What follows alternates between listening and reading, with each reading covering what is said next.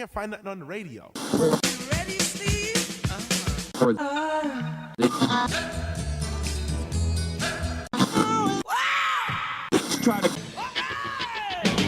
Welcome to Songology. He's Bruce. He's Richard. And this is another episode from our Song of the Day archives. Enjoy. Well, Bruce, we've been on a virtual field trip. What are we going to do before we head home? Oh, no, you get to stay in Alabama. I have so much stuff. Oh. You get to stay in Alabama next week, too. Oh, okay. Yes, hey, I've got more stuff yet. Hopefully people are enjoying it. Because I just found all of this stuff absolutely fascinating when I saw the documentary. And again, I commend it to your attention. Get a hold of it, get it out of the library maybe, or whatever arrangements you guys can make out there. I'm going to go back to the wicked Pickett himself, Wilson Pickett. But really, this is not about Wilson Pickett at all. Okay. So bear with me, because this is more a story about the legendary guitarist Duane Allman. Now, Duane Allman was originally from Nashville, actually, strangely enough. His parents moved around a bit when he was very small, and his dad was actually killed when Duane and his brother Greg were very young. Now, just pause for a minute to remind you that this is Duane Allman and Greg Allman, who became the Allman Brothers Band, which you probably remember. But when they were very small, they were being raised by their mom. She had to retrain as an accountant. And so she sent both Duane and Greg to a military academy. They didn't do very well. They were both kind of free-spirited lads. They ended up in Florida, but they would spend their summers in Nashville with their grandmother. And their grandmother's neighbor taught Greg Allman to play guitar. Now, Greg saved up a bunch of money from odd jobs and different things he was doing. Duane, the older brother, also saved up his money for odd jobs that he was doing. And to give you an idea about their priorities at that stage, Greg used the money that he had saved to buy himself his first electric guitar. Duane used his money to buy himself a motorbike. However, Duane started getting interested in Greg's guitar. And as brothers will, they were squabbling and fighting over this. And so eventually their mom bought Duane his own electric guitar. And it was also, though, in Nashville on one of their summer trips to spend time with their grandma, that they had an opportunity to see the legendary B.B. King. Uh-huh. And when they saw that, Duane turned to Greg and said, "Baby brother, we got to get into this." And actually, notwithstanding that Greg had started playing earlier, Duane very, very rapidly overtook him. He was really almost a natural on the guitar. So he starts playing in different groups. They put together groups, different things. They end up, the two of them, out in Los Angeles in the late 60s. Now, the band that they were in fell apart, and they were a little bit at loose ends. But in the meantime, Duane had been hearing the noises coming from Muscle Shoals and was very, very impressed by this and decided, I want to go there. I've got to get myself to Alabama. I got to find out what's going on there. Well, just before he was scheduled to go, he and Greg were getting together. They were going to go horseback riding.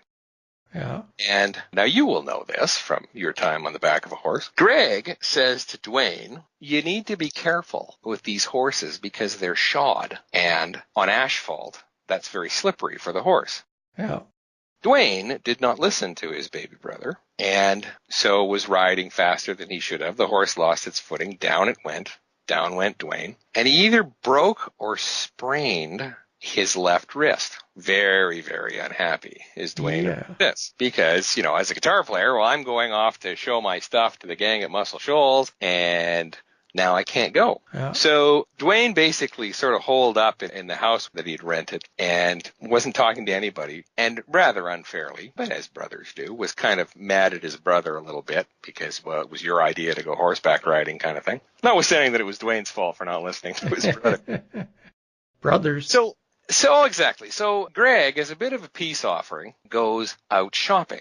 And he buys Duane an album by an outfit called Taj Mahal and had some really, really neat slide guitar work. And so Greg thought, well, Duane will really like this. So he takes the album and he takes a bottle of Coricidin, the painkiller, and he takes them over to Duane's house. He puts them on the porch. He then rings the doorbell and runs because he knows that Duane doesn't want to see him, right?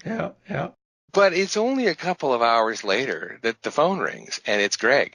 Now, Greg Allman, in an interview in the documentary, says that throughout their lives, even though they were not really that far apart in age, they were only 2 or 3 years apart in age, Duane always called Greg baby brother. Right? And so Greg's phone rings, and it's Duane, baby brother, get over here right away.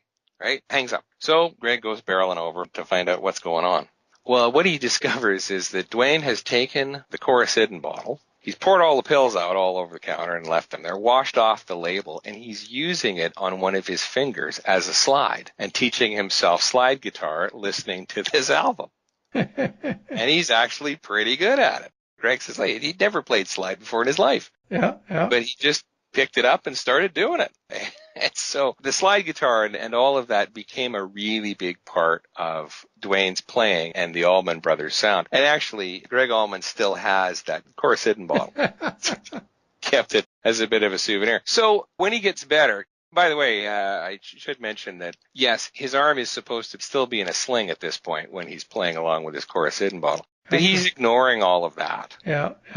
And just jam it on your finger, and I'm playing anyway. I don't care about the pain or anything. I'm just doing this. So when he heals up, off he goes to Muscle Shoals. He appears and says to Rick Hall, yep, I want to be a musician here. Well, what have you got, kid, sort of thing. And he listens to him play. Oh, you're not bad, but we don't really have a place for you. Allman is so determined that he camps out for weeks in his car in the parking lot at Fame Studios. And is there no matter what. Whenever there's something happening, he's hanging around wanting to play. Yeah. And he starts getting some work here and there. So things started to work for him there.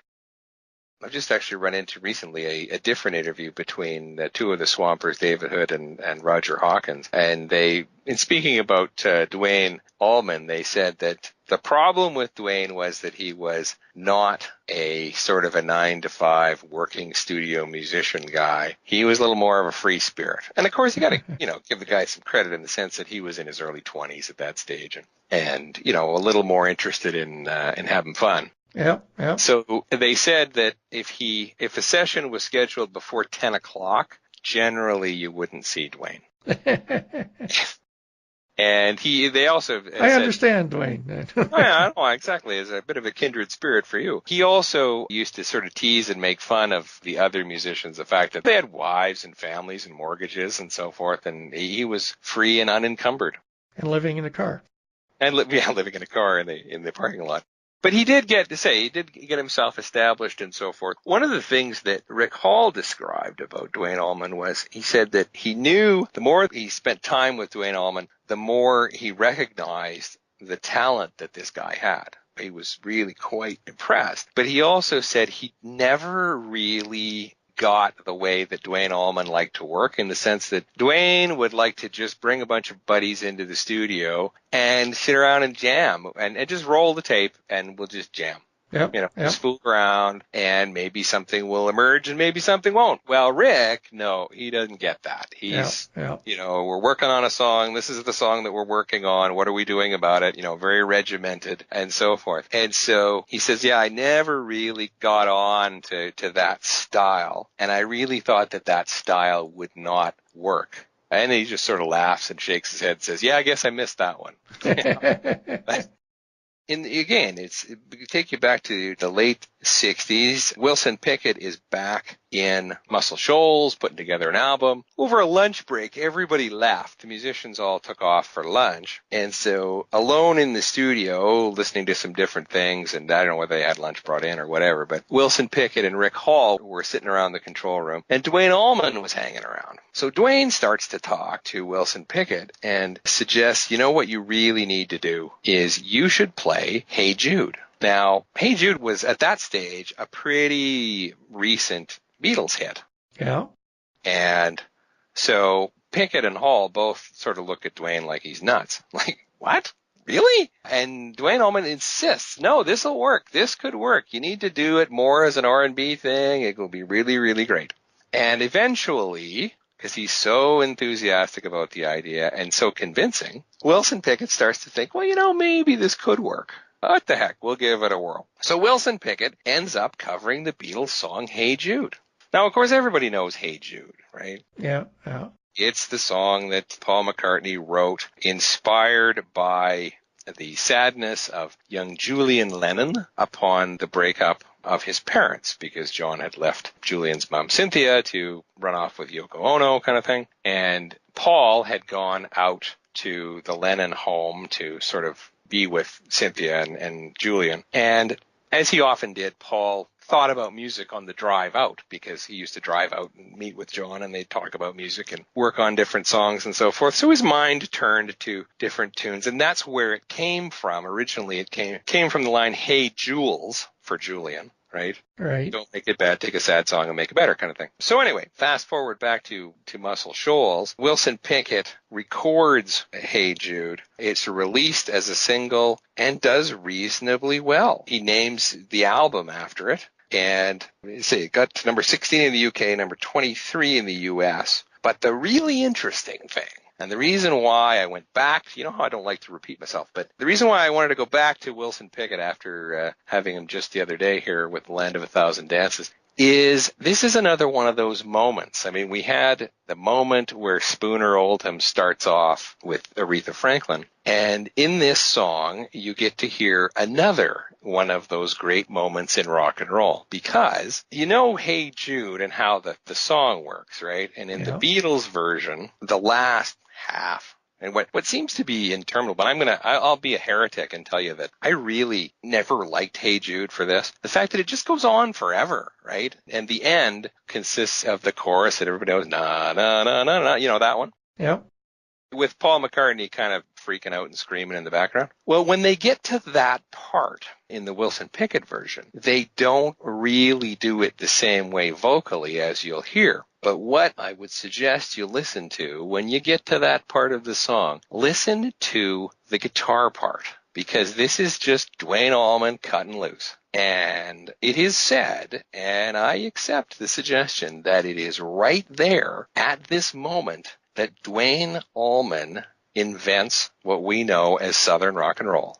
And so everything that the Allman Brothers did and Lynyrd Skynyrd did and the Outlaws and Marshall Tucker and some of Charlie Daniels and maybe even ZZ Top and Elvin Bishop and all those guys, it all comes from right in this moment. In fact, when Eric Clapton first heard this, he said that he was absolutely astounded by this playing. And he immediately is on the phone to his record people. Who is this? I must know who this guy is. I have to know right now. He was that impressed by it. Now, before I leave you, I will tell you that next week we're going to focus on the Swampers, because the seeds of the problem between Rick Hall on the one hand and our friends the Swampers on the others had been sown yesterday with the problems over Aretha Franklin's sessions. And that will come to a fruition, and then there will be 2 recording studios in Muscle Shoals. But for now, let's finish the week with Wilson Pickett and Hey Jude.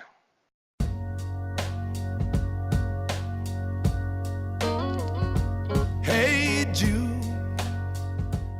And as usual, I have to stop it right there due to the wonderful world of fair use rules.